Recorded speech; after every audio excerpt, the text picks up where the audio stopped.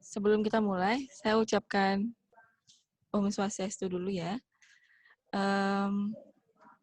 Oke, mungkin di antara kalian masih ada yang belum mengenal saya.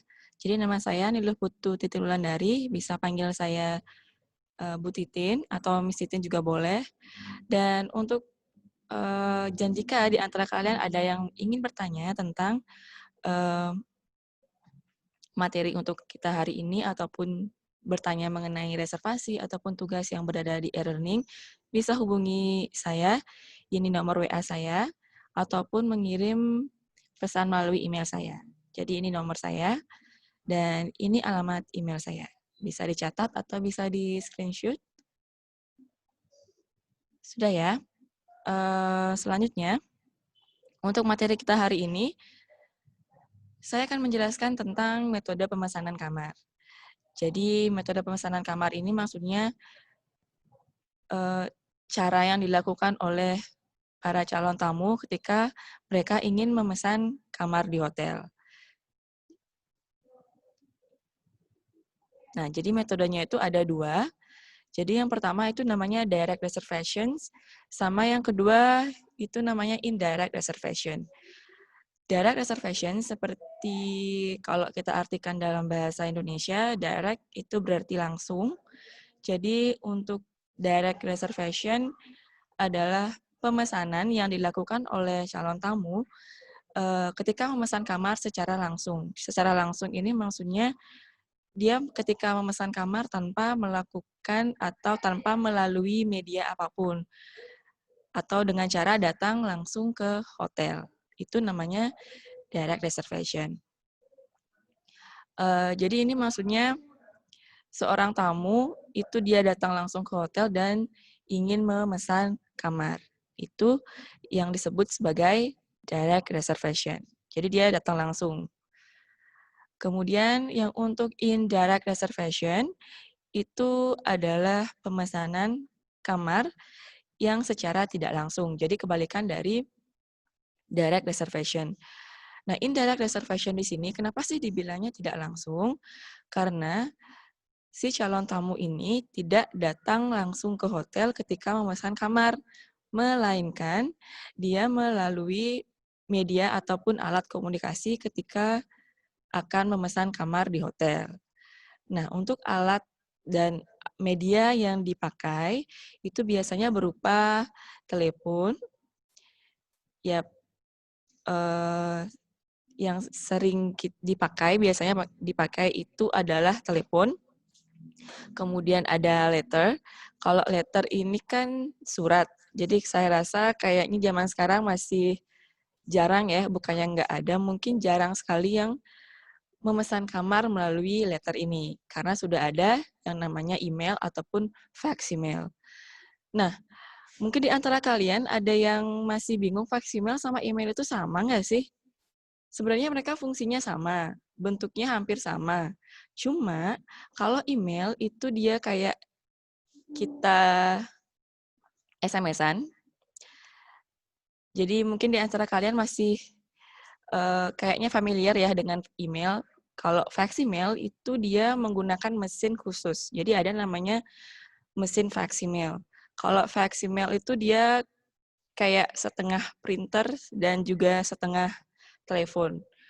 Mungkin di antara kalian pernah ada yang melihat mesin fax email? Jadi dia agak seperti printer. Kalian tahu printer? Nah, printer itu dia ada telepon di sebelahnya. Kemudian cara kerja dari fax email itu adalah ketika seseorang mengirimkan fax email dan masuk ke alamat fax email kita, dia akan otomatis akan terprinter langsung pesannya. Itu dia cara kerja fax email. Berbeda dengan email. Kalau email kan hanya tinggal kita buka, sama kayak kita buka SMS. Jadi kalau kita pakai email, kecuali kalau kita memang ingin print emailnya, baru dia ke printer. Kalau fax email, dia memang secara otomatis ke printer langsung. Itu dia cara kerja fax emailnya. Jadi berbeda antara fax email dan email. Kemudian yang selanjutnya itu ada e-reservations atau hotel web. Jadi kalau e-reservation ini maksudnya kita memesan kamarnya itu melalui website dari hotel itu sendiri. Misalnya, kita search di Google tentang Ratnawata Hotel misal. Kemudian kita klik website-nya dan di sana akan tertera beberapa pilihan dan kita akan melakukan reservasi melalui web dari Ratnawata Hotel itu sendiri.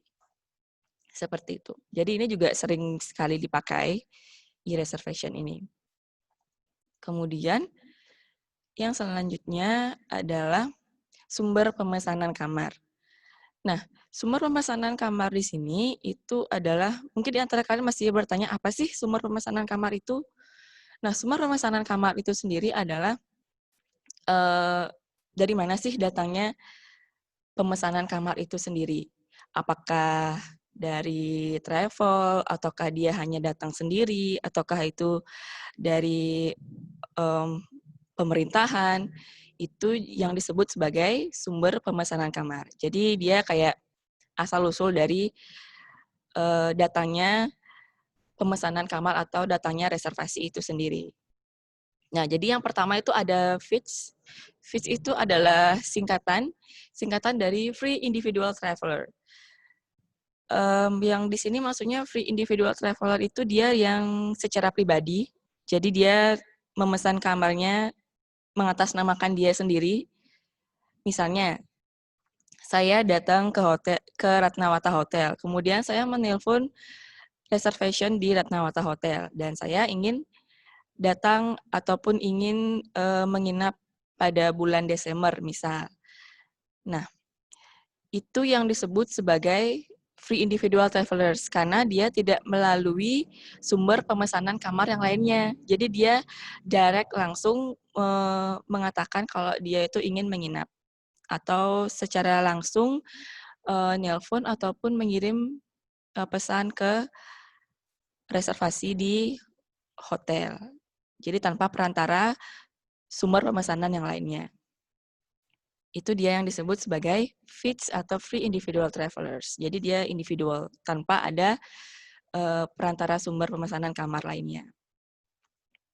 Kemudian kalau airline.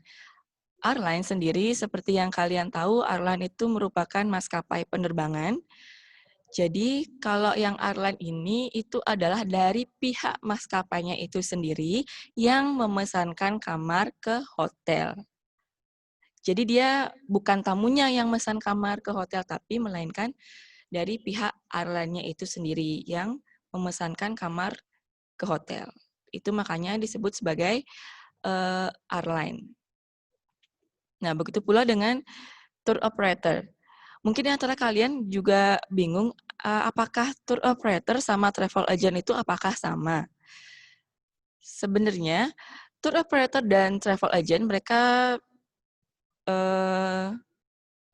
satu kesatuan, cuma tour operator itu dia lebih mencakup semuanya, itu dari akomodasi, dari tempat wisatanya dia mau kemana, jadi include jadi satu. Jadi kayak ada package-nya atau paketnya, sepaket ya kalau tour operator. Tapi kalau travel agent itu mereka adalah yang menyediakan jasa yang memang bekerja sama dengan hotel. Itu dia travel agent. Tapi hanya tidak menyediakan paketan. Jadi hanya kalau misalkan perjalanan, ya perjalanan aja. Kalau misalkan memang untuk menginap, ya menginap aja. Jadi tidak tanpa adanya paketan. Tidak ada include apapun. Jadi kalau tour operator, mereka include semuanya jadi satu. Makanya travel agent itu adalah bagian dari tour operator. Jadi misalnya kayak travel agent itu adalah anak dari tour operator gitu. Jadi memang bagian dari tour operator itu sendiri, begitu. Nah, kalau tour operator itu adalah seperti yang saya sebutkan pada airline tadi. Jadi kalau calon tamu yang memang menggunakan jasa tour operator, jadi dari pihak tour operator itu sendiri yang akan memesankan kamar ke hotel itu. Begitu pula dengan travel agent-nya. Jadi dia calon tamu itu tidak langsung dia nelpon ataupun mengirim pesan ke pihak hotel, tapi melainkan melalui jasa ataupun sumber pemesanan kamar, yaitu tour operator dan juga travel agent. Jadi berbeda dengan yang si VIP tadi atau yang si individual travelers. Jadi dia pakai jasa ataupun pakai perantara ketika ingin memesan kamar. Nah, kemudian untuk corporate houses. Corporate houses itu dia adalah perusahaan. Jadi dia kalau memesan kamar ataupun ingin menginap di sebuah hotel yang mengatasnamakan perusahaan atau memang dengan kepentingan perusahaan, itu disebut sebagai corporate houses reservation. Jadi maksudnya misal, saya bekerja di salah satu perusahaan swasta. Kemudian saya terbang ke Surabaya. Nah, di Surabaya itu, di hotelnya itu, tidak saya sendiri yang memesannya, tapi melainkan mengatasnamakan perusahaan saya itu sendiri. Jadi bukan saya pribadi, melainkan mengatasnamakan perusahaan di mana saya bekerja. Itu yang disebut sebagai corporate houses. Kemudian yang selanjutnya itu adalah embassies atau consulates. Kalau embassies atau consulates itu merupakan, kalau misalkan kalian memang search di Google Translate, itu berarti adalah kedutaan. Jadi mereka itu yang memang ingin menginap di sebuah negara, dan mungkin mereka tidak atau pertama kali memang ingin ke negara itu dan tidak percaya dengan iklan mungkin, jadi bisa melalui embassies atau consulate atau bisa memesan kamar di hotel melalui kedutaan. Jadi biasanya dari pihak kedutaan itu sendiri yang akan memesankan kamar di hotel itu sendiri, seperti itu. Jadi biasanya kalau yang pakai kedutaan itu biasanya yang memang tamu-tamu penting biasanya sih, yang memang datang ke sebuah negara itu. Kemudian ada government offices. Kalau government offices itu merupakan pemerintahan. Jadi dia yang memesan kamar yang memang mengatasnamakan pemerintahannya atau mungkin ada tugas kenegaraan. Seperti misalnya kemarin beberapa tahun lalu Obama misalkan datang ke Bali. Nah, biasanya kemungkinan ketika dia memesan kamar itu mengatasnamakan government offices. Karena dia mengatasnamakan pemerintahan. Bukan Obama sih, tapi kayak presiden ataupun DPR ataupun pejabat-pejabat daerah ataupun negara. Biasanya memang jika memang ketika beliau menginap itu memang mengatasnamakan pekerjaan, bukan liburan. Jadi memang itu bisa atau memesan kamarnya itu melalui government offices atau kantor pemerintahan. Seperti itu. Oke, itu yang tentang sumber pemesanan kamar. Kemudian selanjutnya ini ada reservation scheme. Reservation scheme ini adalah gambaran skema secara umum bagaimana sih step dari ataupun langkah-langkah dari ketika kita menghandling reservasi atau menghandling pemesanan kamar. Jadi biasanya yang pertama kali kita lakukan, ini melalui telepon ya. Jadi yang pertama kali kita lakukan adalah greeting. Saya yakin kalian semua adalah tahu gimana itu greeting. Tapi jangan bilang, sikapnya jangan pakai seperti ini ya. Kalau kalian di bagian di kantor depan reception baru seperti ini tangannya. Tapi kalau untuk reservation, apalagi handling reservation by phone, itu kalian hanya mengucapkan salam saja. Jadi tidak usah sikapnya, body language-nya nggak usah. Kemudian setelah kita melakukan greeting atau melakukan salam, kita akan mendengarkan yang namanya guest request. Atau apa sih yang diinginkan oleh tamunya? Apakah dia langsung directly memesan kamar yang dia inginkan, ataupun dia ingin bertanya sama kita. Jadi sesuaikan juga pada saat itu.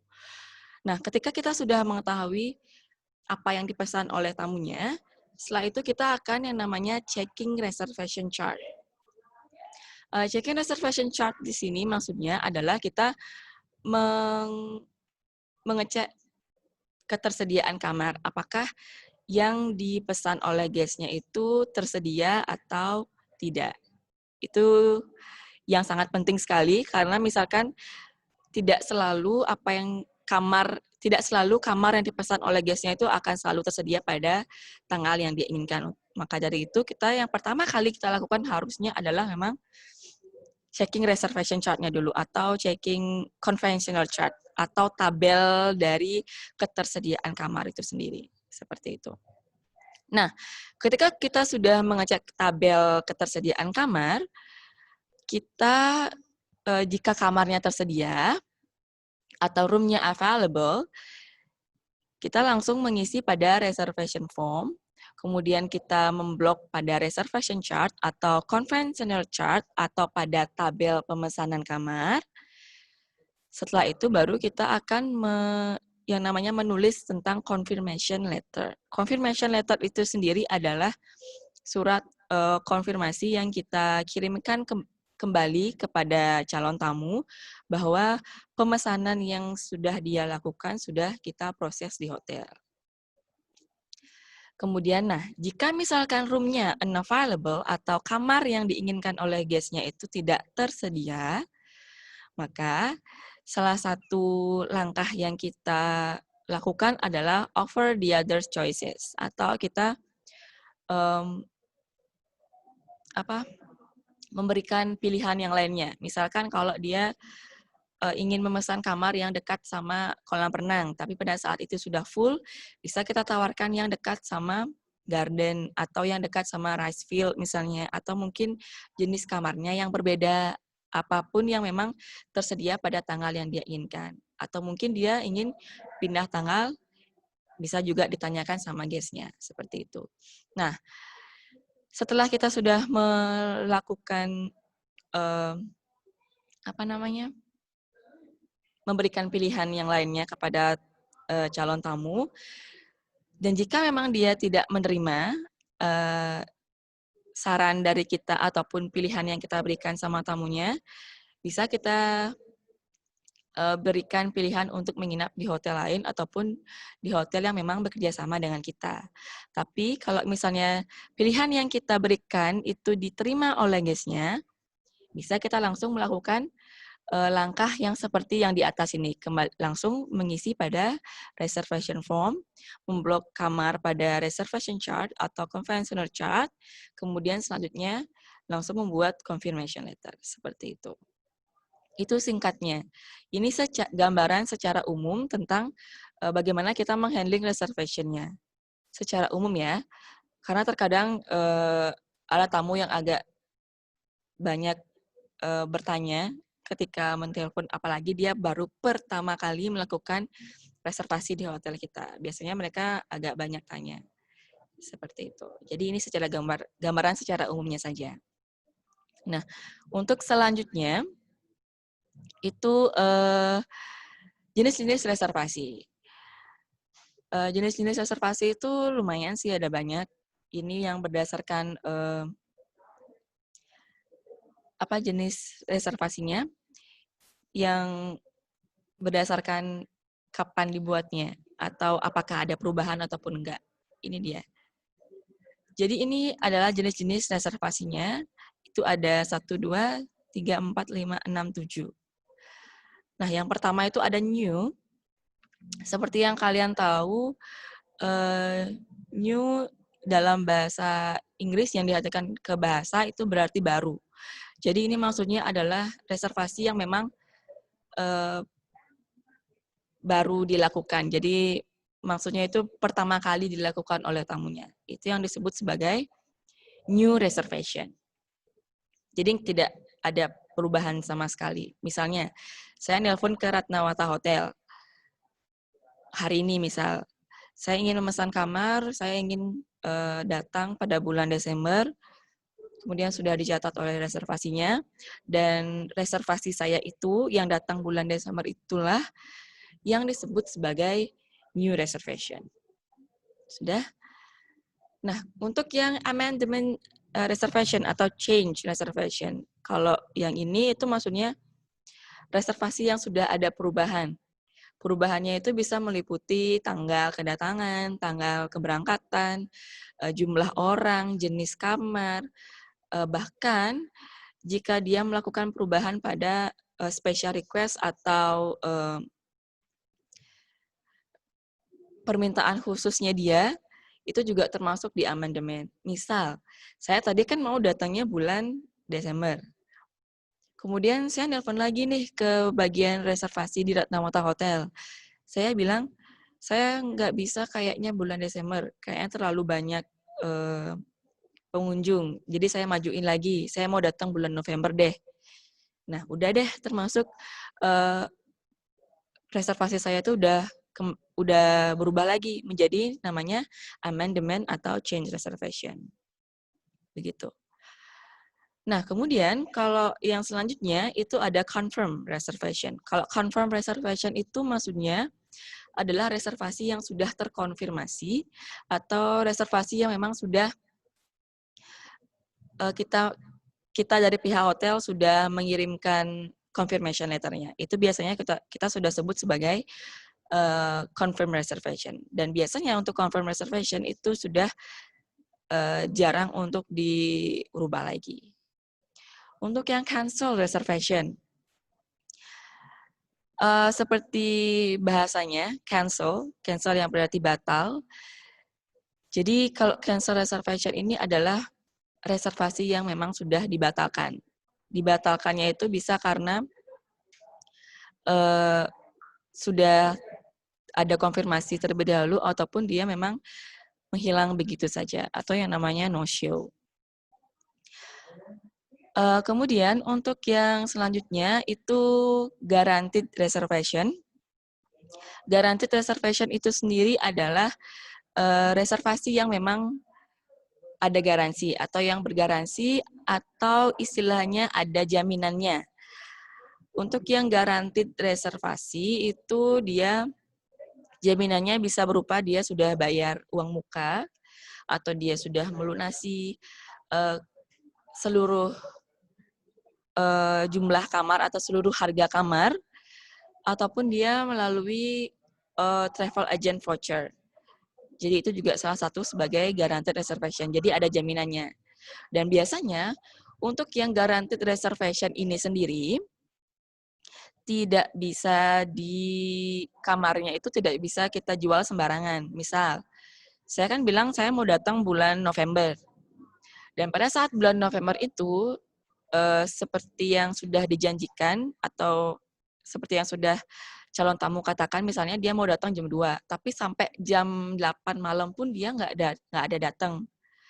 Misal, jika ada yang seperti itu, tapi pemesanannya dia itu adalah reservasi yang guaranteed atau yang bergaransi, atau ada jaminannya, kita nggak bisa menjual kamarnya dengan gampangan. Jadi soalnya kan biasanya kalau lagi high season itu biasanya banyak banget tamu yang ada walk-in guest-nya. Jadi kita nggak bisa jual kamarnya sembarangan seperti itu karena dia sudah bergaransi. Beda halnya kalau yang non-guaranteed atau yang tidak bergaransi. Kalau yang tidak bergaransi, baru kalian bisa untuk menjual kamarnya. Kalau memang dia tidak datang pada jam yang sebagai ketentuan di hotel. Misal, kalau untuk check-in itu kan di atas jam 12 dan batasnya itu adalah jam 6 misalnya kalau tanpa ada konfirmasi. Nah, misalkan saya yang datang pada bulan November itu dan pada bulan November saya tidak ada konfirmasi nih sama pihak hotelnya. Kalau saya datangnya misalkan penerbangan saya ada delay atau ada gimana di jalan, saya tidak ada konfirmasi pihak hotel, sampai jam 6 lewat itu saya tidak kunjung check-in juga. Jadi bisa aja kalau ada tamu yang walk-in guest datang ke hotel, itu bisa saja kamar yang saya pesan sebelumnya itu bisa saja dijual oleh pihak hotel. Karena apa?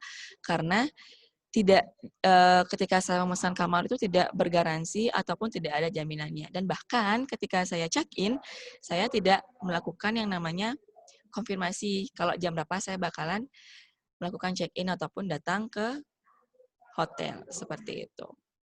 Nah, yang terakhir itu ada group reservation, seperti namanya, itu adalah reservasi secara rombongan atau bergrup. Jadi biasanya ini memang sangat sering banget ada di hotel, dan biasanya grup reservasi ini juga mereka melalui jasa sumber pemesanan kamar seperti tour ataupun travel agent biasanya untuk yang grup reservation. Nah, itu saja untuk kinds of reservation-nya. Seperti yang dijelaskan oleh Bu Yeni tadi, karena kita memang belajarnya melalui daring, jadi ini juga PowerPoint-nya mungkin bakalan saya upload di e-learning dan akan saya berikan penjelasan. Kalau di sini kan tidak saya isikan penjelasannya. Jadi kalau untuk di e-learning mungkin akan saya isikan penjelasan karena supaya kalian baca juga. Karena banyak baca, banyak ilmu. Apalagi sekarang sistemnya melalui online semua. Jadi kalau memang kurang mengerti dengan penjelasan dari Bapak Ibu gurunya, kalian bisa melakukan searching Google ataupun tanya langsung kepada ibunya. Jadi seperti yang tadi saya sudah bilang kan, saya sudah mengirimkan nomor telepon dan juga email saya juga. Kalau misalkan memang ada beberapa yang kurang jelas, bisa ditanyakan sama saya. Atau mungkin kalian agak sedikit kepo, mungkin bisa cek sendiri di googling atau bisa baca-baca buku tentang front office, bisa dibaca di sana dan kita bisa melakukan diskusi. Atau mungkin kalian bisa nanya sama saya. Mungkin di bukunya mungkin kalian lihat new reservation itu gimana, kok ibunya bilang begini ya? Bisa tanya sama saya. Ibu kok di bukunya bilang begini, kok ibunya jelasinnya begini gitu. Bisa diskusi juga secara online dengan saya. Tapi personal chat atau personal message saja. Bisa melakukan seperti itu. Atau ya saya sarankan juga kalian memang harus banyak baca banget. Dan saya juga sangat ingin sekali kembali seperti normal karena ini juga sangat nggak lihat muka murid tuh kayaknya gimana gitu. Nah, jadi itu aja dari saya. Mungkin saya berikan waktu untuk bertanya bagi kalian yang ingin bertanya.